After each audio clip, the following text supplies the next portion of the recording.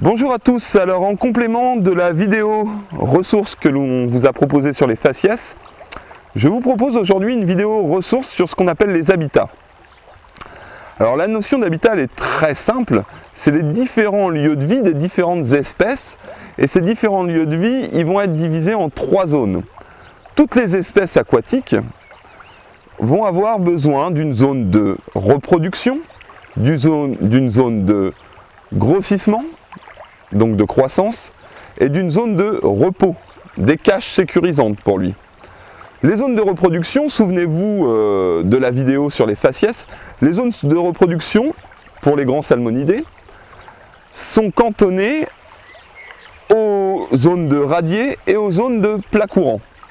Les zones de grossissement, j'en avais déjà parlé, sont plus souvent les plats courants et les plats lents. Les zones de repos sont généralement les mouilles, mais peuvent être aussi la végétation de berge. Je vous invite à me suivre et nous allons balayer un petit peu tous ces différents habitats. Premier habitat pour le repos et puis pour s'alimenter est très important pour une rivière, la végétation. La végétation aquatique, c'est le véritable frigo des poissons.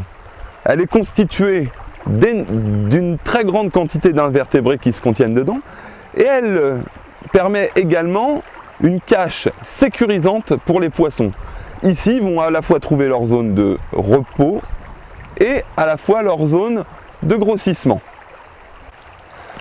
La sous-berge constitue un habitat de premier choix pour la truite fario dans nos rivières où elle va pouvoir se cacher.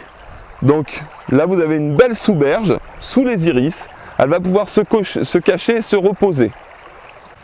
Les embâcles, ces enchevêtrements de bois mort, vont constituer également une zone sécurisante et vont être propices à une zone plus calme derrière une zone de courant plus soutenue, où le poisson pourra également se reposer. Les petits seuils, ceux qui n'entravent pas la libre circulation des poissons et des sédiments, sont également de superbes habitats. Ils favorisent l'oxygénation de l'eau, creusent une mouille ou un profond où les poissons peuvent se sentir en sécurité.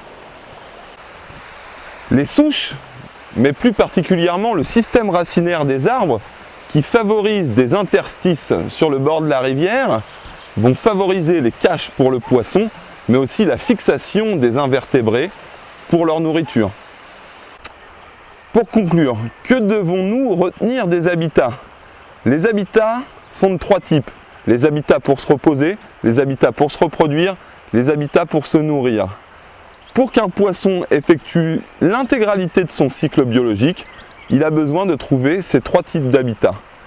A bientôt dans une nouvelle vidéo ressources.